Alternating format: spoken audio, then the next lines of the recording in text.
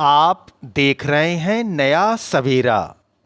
Supreme court के पूर्व न्यायाधीश बी सुदर्शन रेड्डी को आगामी उप राष्ट्रपति चुनाव के लिए विपक्ष का उम्मीदवार घोषित किया गया है। उनका मुकाबला एनडीए के उम्मीदवार सीपी राधाकृष्णन से होगा।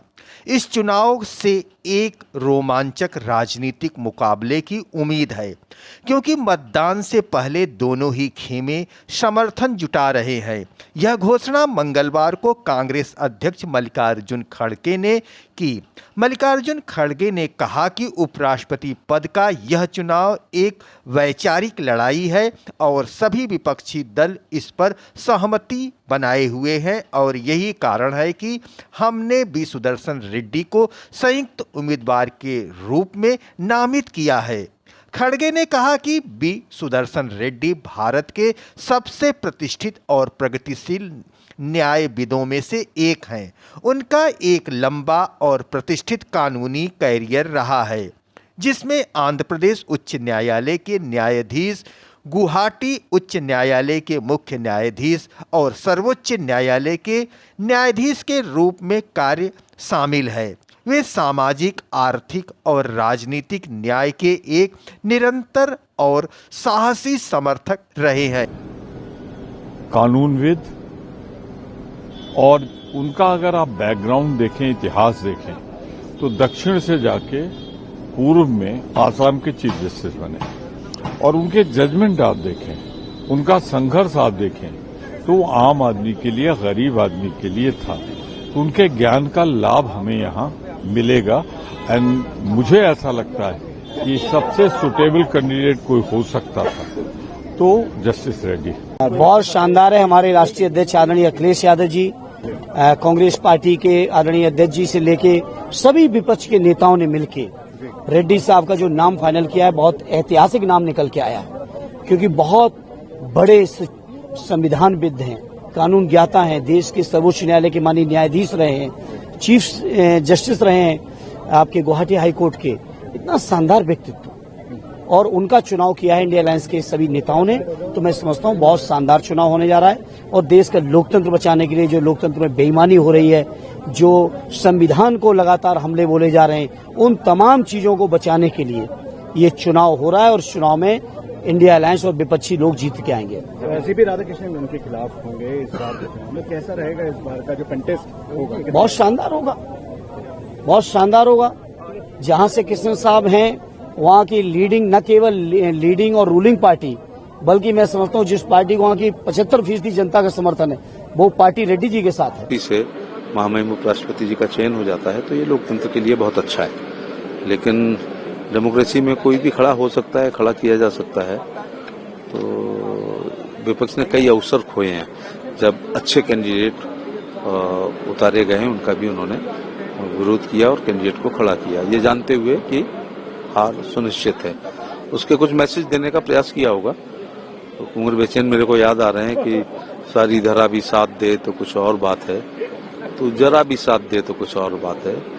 चलने को तो एक पैर से भी चल लेते हैं लोग, दूसरा भी साथ दे तो कुछ और बात है। वो अच्छा रहता, आपसी सहमति होती तो। देखिए, वो पहली बात तो ये स्पष्ट कर लीजिए कि वो विपक्षी दलों के कैंडिडेट हैं। विपक्षी दलों के प्रत्याशी के रूप में आम आदमी पार्टी के राष्ट्रीय संयोजक अरविंद केजरीवाल जी ने फैसला किया है, पार्टी ने फैसला किया है कि हम लोग पूर्व न्यायाधीश सुप्रीम कोर्ट के जो हैं बी सुदर्शन रेड्डी जी, उनका सपोर्ट करेंगे। देखिए, यही लोकतांत्रिक मूल्यों का निर्वहन है कि चुनाव पक्ष और विपक्ष दोनों लड़ता है, और उपराष्ट्रपति का जो चुनाव होने वाला है उसमें विपक्ष ने भी अपना उम्मीदवार घोषित किया है। तो स्वाभाविक तौर पे हमें लगता है कि सत्ता पक्ष को भी इसका समर्थन करना चाहिए, और सत्ता पक्ष भी अगर विपक्ष को उपराष्ट्रपति देता है तो कहीं न कहीं लोकतांत्रिक परंपराओं का, लोकतांत्रिक मूल्यों का एक आदर होगा।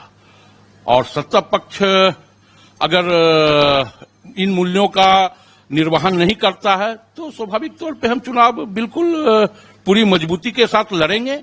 और हम ये कह सकते हैं कि अभी भारतीय जनता पे जिस प्रकार उठापटक चल रहा है, तो भारतीय जनता पार्टी के भी कई लोग विपक्ष के उम्मीदवार को अपना मत देने का काम। देखिए, जस्टिस रेड्डी एक योग्य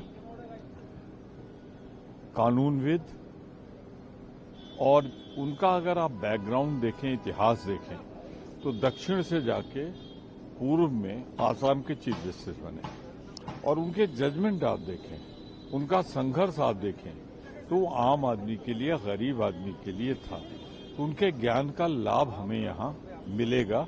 एंड मुझे ऐसा लगता है कि सबसे सुटेबल कैंडिडेट कोई हो सकता था तो जस्टिस रेड्डी।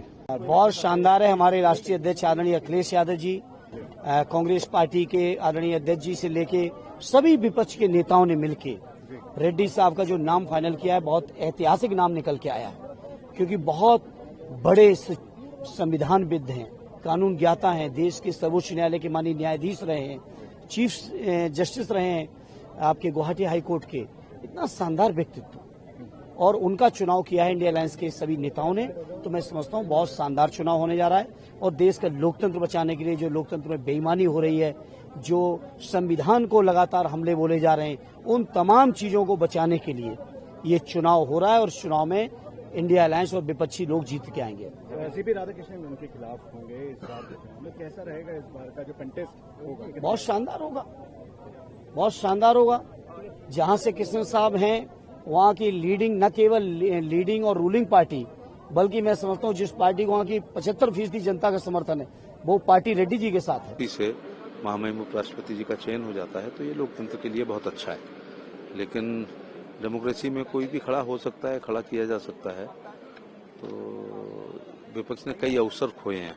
जब अच्छे कैंडिडेट उतारे गए हैं, उनका भी उन्होंने विरोध किया और कैंडिडेट को खड़ा किया, ये जानते हुए कि हार सुनिश्चित है। उसके कुछ मैसेज देने का प्रयास किया होगा। तो कुंवर बेचैन मेरे को याद आ रहे हैं कि सारी धरा भी साथ दे तो कुछ और बात है, तो जरा भी साथ दे तो कुछ और बात है। चलने को तो एक पैर से भी चल लेते हैं लोग, दूसरा भी साथ दे तो कुछ और बात है।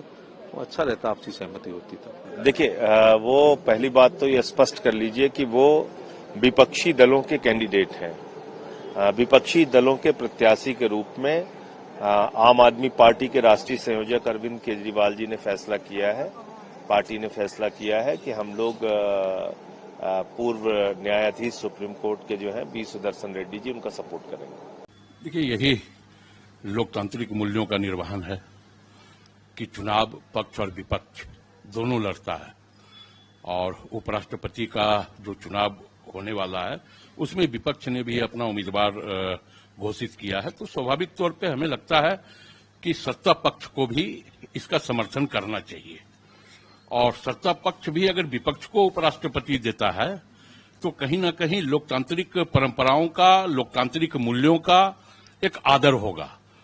और सत्ता पक्ष अगर इन मूल्यों का निर्वहन नहीं करता है तो स्वाभाविक तौर पे हम चुनाव बिल्कुल पूरी मजबूती के साथ लड़ेंगे। और हम ये कह सकते हैं कि अभी भारतीय जनता पे जिस प्रकार उठापटक चल रहा है, तो भारतीय जनता पार्टी के भी कई लोग विपक्ष के उम्मीदवार को अपना मत देने का काम करेंगे, और हम पूरी मजबूती के साथ उपराष्ट्रपति पद का चुनाव जीतेंगे।